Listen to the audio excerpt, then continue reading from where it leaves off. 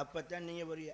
ஏண்டா அப்படி அடுத்தேன் புண்டாட்டினா அப்படி நாக்க தொங்க போட்டு தெரியலடா, வெக்கமா இல்ல? அப்படி கேக்குறாரு. வாழ்நாள் முழுக்க சரி இப்ப திரும்புவிய, நான் வந்த 18 வருஷத்துல சரி 2 வருஷம் கழிச்சு திரும்பிவிய, சரி 4 வருஷம் கழிச்சு திரும்பிவிய, இப்ப முந்தா நேத்து வரைக்கும் நான் பாக்குறேன், சாட்சி இருக்கு. எப்பதான் இந்த பொம்பளை முகம் எப்பதான் உங்களுக்கு தீரும் அப்படின்னு இந்திரனை பார்த்து நாக்க புடுங்கிற மாதிரி கேட்டு கேட்டு மனசாருது. அப்ப அவனை அடிச்சு தள்ளி விட்டு அந்த நான் கூட்டி போனேன், நீங்க தள்ளிட்டு வந்திருக்கீங்க. ஏய் அப்படி இல்ல, அந்த அந்த பெண்ணை அந்த சிசுவை நல்விடை காப்பாத்தி கூட்டி போனேன். நான் கேட்கறதுக்கு மட்டும் தான் போயிச்சோம். சரி, நீங்க அந்த பிள்ளை தள்ளிட்டு வந்து ஆமா அங்கனக்குள்ள இதுல சூடாமணிபுரத்துல ரூம், சூடாமணிபுரத்துல அங்க ரூம் கேட்டிருக்கீங்க, கொடுக்க மாட்டேன். ஏய் அப்புறம் அங்கனக்குள்ள ஒரு 10 குடிசையை போட்டு அந்த பிள்ளை உள்ள வச்சு செஞ்சுட்டு இருந்திருக்கீங்க. உபதேசம் எதையுமே முழுசா சொல்ற பழக்கமே இல்லையா உனக்கு? ஆமையா, அந்த பெண்மணி அழைச்சு வாமா, உன் வாழ்க்கை நல்வழிப்பட வேண்டும் என்றால் உனக்கு உபதேசம் செய்யறேன்னு செஞ்சேன். செஞ்சது உண்மைதானே? அட என்னையா செஞ்சேன் உபதேசம்? ஏய் நீ செஞ்சங்கற இந்த 4 பேர் சிரிக்கிற பாரியா என்னை பத்தி? என்ன நான் ஒரு ஒழுக்க சீலனியா? அதுக்கு தான் கூட்டி போயிருக்கியா? எதுக்கு அப்ப சொன்னதுக்கு மூதை ஒழுக்கம்னா தனி மனித ஒழுக்கம். அதான் தனியா போட்டு நேரம் அப்பவே 2 பேரும் போறாங்களா, நான் வரமாட்டேன்னு அப்படியே பின்னாடி பிடிச்சி ஓடி இருக்கணும். உபதேசம் உங்களை நம்பி வந்ததுக்கு இல்ல சாமி, நீங்க உபதேசம் பண்ண கற்பஸ்திரி இல்லையா? ஆமா அப்படியே அசந்து தூங்கிட்டா. ஆனா நீ என்னதான் பேசலாம், இந்த கதையை சரியா வரீங்க பத்தியா? என்ன இருந்தாலும் அசந்துட்டாப்ல. ஏன்னா பெண்மணி தானே, அவள் கருத்தரித்து இருந்தாள். அப்ப நம்ம உடலில் சில உபாதை ஒரு இயல்பு தானே. அப்ப மிகப்பெரிய முனிவன் நான் உபதேசம் செய்தாலும் கூட அந்த கருத்தரித்த காரணம் தான் அயர்ந்து விட்டாள், தூங்கிட்டா. ஆமா, அந்த நேரம் போய் நீங்க தொப்புல உண்டைய வாய வச்சிருக்கீங்க. பெரிய மனுஷன் பேசாதே. என்ன கதை இது? யார் சொன்ன உனக்கு அந்த கதை? பிச்சு பிச்சு நீ சொல்லி கொடுத்திய கதை? ஒருபோதும் நான் அப்படி செய்ய மாட்டேன். அவன் இறனி என்கிட்ட சொல்லிட்டு அழுகுறேன். நாரதரைய முண்டாடி அவனுக்கு இந்த விஷயமே தெரியாதே. முண்டாடி தொப்புல கத்துறான். இப்போ நான் தான் அவனை கூப்பிட்டு சமாதானப்படுத்தி கட்டிங்க வாங்கி கொடுத்துட்டு பேசாமல் தூங்குடா முண்டை பிள்ளை அப்படின்னு சொல்லி நான் பேசிக்கிறேன். அதானே அடுத்த முண்டாட்டி இப்போ புருஷனை தூங்க வைக்கிறது போதையாக்குறதுன்னா உங்களுக்கு கை வந்த கலை. நீங்கள் ஏன் அந்த மாதிரி இங்கே இருங்க. சரி இல்லைன்னு சத்தியம் பண்ணு. உங்களை நான் கேட்குறேன், சத்தியம் நான் பண்ணுறேன், பண்ணுவேன். நான் உங்களை கேட்குறேன், என்ன கேட்குறேன்? நக்கணும் முடிவு எடுத்துட்டீங்க, ஏன் தொப்புல நக்கணும்? கொஞ்சம் தள்ளி கூட அந்த பிள்ளை சந்தோஷமா இருக்கும், நீங்களும் சந்தோஷமா இருந்தப்ப தூங்கிருச்சு. அப்பவாவது முயற்சி இப்ப நீ சத்தியம் பண்ணியா? நக்கனதே இல்லைன்னு எதையா கேக்குற? நக்கனதே இல்லைன்னு சத்தியம் பண்ணியா? இல்ல சத்தியமா இல்ல. பவுடரை போட்டு போய் சொல்ல, பவுடரை போட்டு சொல்றேன் அப்படிலாம் இல்ல. ஏய் எதுலயா கொண்டு வர்றீங்க சண்டால பாவிகளா? அந்த ஆளு கையை கொடுக்க மாட்டேங்கிறாயா? நக்கிருக்காயா? ஏய் முதல்ல இரு கதையை முதல்ல முழுசா முடிச்சுறேன். எதுக்கு தொப்புளுக்கு நேரா வாயை கொண்டு போனோம்னா, ஆட முழுசா கேட்டு தொலையா. ஒரு தாய்க்கு பிள்ளைக்குரிய உறவு எது வழியாயா? ஒரு பிள்ளைக்கு செய்திகளோ உணவுகளோ எது வழியாயா போகுது? அதனால தானே அப்ப அதுக்கு நேரா வச்சு ஓம் நமோ நாராயண மந்திரத்தை சொன்னேன். அவள் தூங்கி விட்டாலும் கூட அதுக்கு நேரா வச்சிருந்தீங்களே எதை? அட முகத்தை தாய வாய தாயா கதையை இப்படியா நல்ல விதமா சொல்றது? அப்ப அதுக்கு நேரா சொன்னதுனாலதான் அசுரன் பிள்ளை அசுரனா பிறக்காம அந்த மந்திரத்தை செவிமடுத்ததாலதான் பக்த பிரகலாதனா பிறந்தேன். சிறப்பு கொடுத்துருக்கலாம் இல்லையா?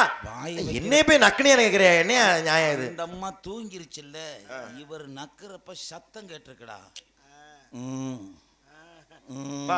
சத்தம் போட்டது உள்ள இருந்த சிசு. அதைத்தான் நாங்களும் சொல்றோம். வேற மாதிரி சத்தம்னா தான் அந்த அம்மா, அந்த அம்மா இது பக்த பிரகலாதனாக பிறப்பதற்கு. ஆனா நீ உனக்கு கேட்ட பாத்தியா நக்குனியானு? ஆனா அதுக்கு நான் இல்லைன்ட்டேன். அது மிகப்பெரிய தப்பு. ஏன்னா பொய் சொல்லக்கூடாது. ஏய் இரு ஒரு நிமிஷம் இரு. இப்பதான் என் மருமகன் என்று நீ பெயர் விவரம் பேசுறேன். அதுல வராத பெருமை இப்ப நக்கனு சொன்னதுல பெருமை வந்துச்சா? நக்கனு என்னத்த நக்கனு கேளியா? யோ ராமகிருஷ்ண மந்திரத்தை தெரிஞ்சுக்கிறதுக்காக முனிவர்கள் சாப்பிட்ட எச்சியலை நக்கனையா? எல்லாமே அதனாலதான் நான் ஞானியா உருவாகிறதுக்கு காரணம். புரியுதா? ஒரே ஒரு கருத்து சொல்றேன், சொல்லுங்க. இதாச்சும் நியாயமா இருக்குமா? அது சரி. எல்லா இடத்துலயும் போய் புது இலையே நக்க முடியாது. சில இடத்துல எச்சி இலையும் நக்கிற மாதிரி தான் இருக்கும். ஒரு மாப்பிள்ளைக்கு சரி உபதேசம் இலை கிடைக்குது, பொழந்து இலை கிடைக்குதுன்னு நக்கிட்டு போக வேண்டியதானே. நல்லது. நிறைய பேசலாம். சிறப்பு மகிழ்ச்சி. உங்களை சந்தித்தது எனக்கு மட்டற்ற மகிழ்ச்சி. அவ்வளவு சந்தோஷம்.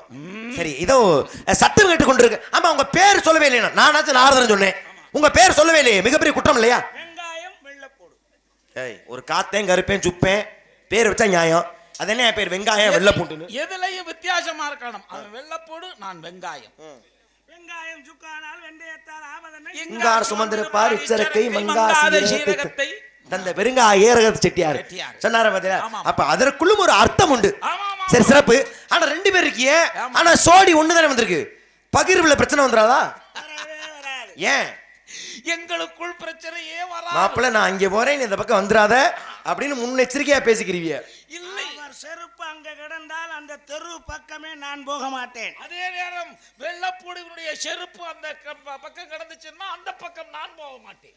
ஒருவேளை அந்த செருப்பை நாய் தூக்கி சென்று விட்டால் நாங்க 2 பேரும் நாய் மாதிரி அடிச்சுக்கிட்டு அந்த நாயைத்தான் செலதள்ளி அடிப்போம் நாங்க. நன்றாக தெரிந்து கொண்டது. வாழ்க பல்லாண்டு. சரி, இப்ப அடுத்த அவள் ஒரு பிள்ளை இருக்கணையில அந்த பிள்ளை நான் பார்க்கலாமா?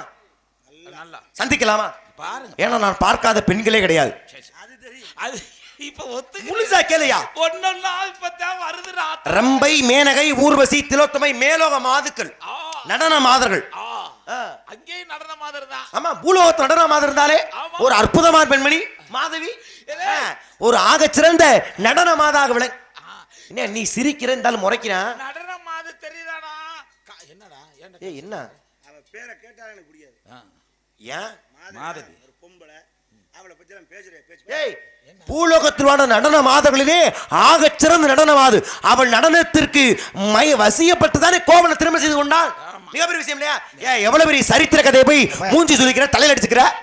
மாதவி செஞ்ச வேலையை கேட்டா அவங்களே மூஞ்சி சுளிப்பாக. ஏன் அப்படி என்ன? கண்ணைக்கும் கோவம் நல்லா கேளுங்க. கண்ணைக்கும் கோவலும் கல்யாணம். ஆமா, இப்போ கோவல நல்ல பிராயம். கண்ணைக்கு 5 வயசு. 5 வயசு தான். இந்த பிள்ளைக்கு மாம்பழத்தை கையில் கொடுத்து சும்மா விளையாட்டுத்தன்மை ஏமாத்தி கல்யாணம் பண்ணிட்டாங்க. அந்த கல்யாணத்துக்கு ஆடல் பாடலுக்கு வந்தவதான். ஆடல் பாடலுக்குள்ள நாட்டிய பெண்மணியாக டான்ஸ் குரூப் தான் வந்தவ. முதல் ப்ரோக்ராம் முடிஞ்சோடனே டக்குன்னு பேமெண்ட் வாங்கிட்டு கிளம்பணுமா இல்லையா? பேமெண்ட் சம்பளம் ஊதியம். ஆடுறதா ஆடிட்டு இருக்கலே கோவலனை பார்க்குறான். நல்ல பருவமாக இருக்கேன். இந்த பிள்ளை சின்ன பிள்ளையா இருக்குது, இதை ஒன்றும் செய்ய முடியாதுன்ட்டு வெயிட்டு காசு பார்ட்டின்னு கவக்கு அவனை சைஸ் பண்ணி கொண்டு போயிட்டான். ஆமாம், 12 வருஷம். ஆமாம், மாதவியோட குடும்பம் நடத்தி 12 ஆண்டுகள். 12 வருஷம் நல்லாத்தையும் தெரிஞ்சிருக்கு. அப்படியே மாதவியை பிடிக்கல.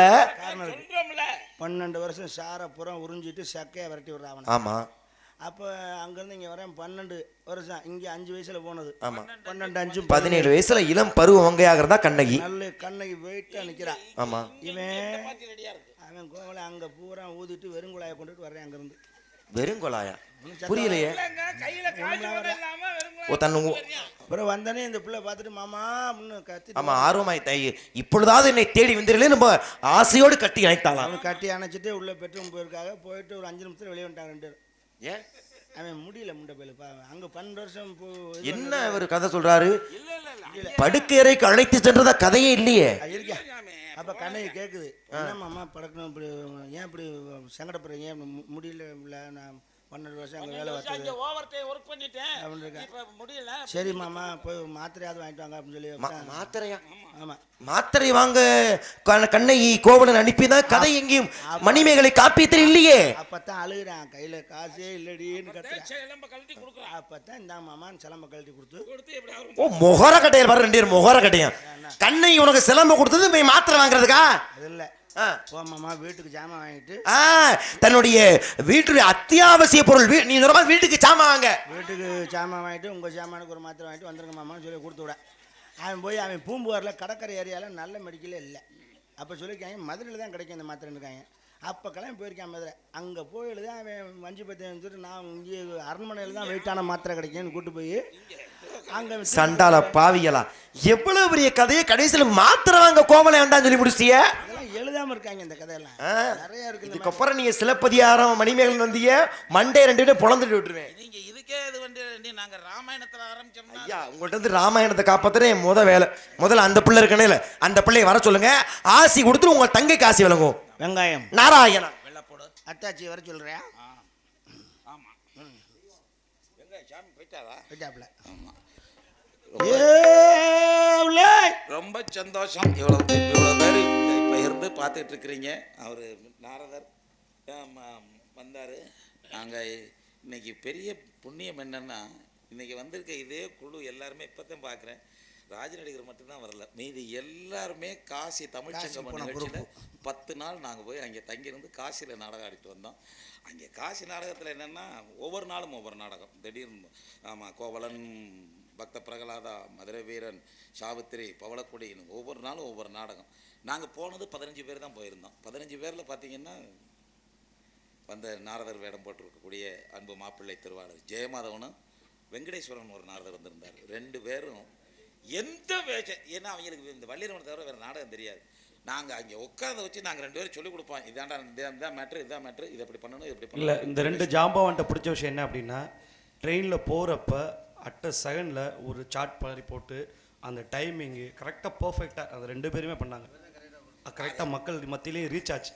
அது எல்லாம் நல்லபடியாக நடந்துச்சு. மொழி தெரியாது இல்லை, அதில் பெரிய தப்பு என்ன நடந்துச்சு தெரியுமா?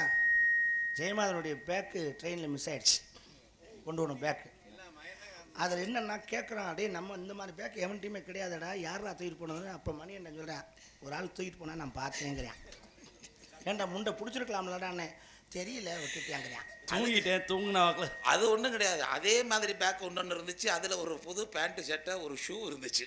அதை வச்சுக்கிட்டு என்ன பண்ணுறது? 2 ஜட்டி தான். ஆனால் நாங்கள் ஒவ்வொரு நாடகத்திலையும் ஒவ்வொரு கேரக்டர் கொடுத்தோம்னா, நாங்கள் கொடுத்த எல்லா கேரக்டரையும் அது கரெக்டாக, அது ஏன்னா வேஷம் போட்டு பாடுறவங்க நிறைய பேர் இருக்காங்க, நடிகர்கள் ரொம்ப கம்மி.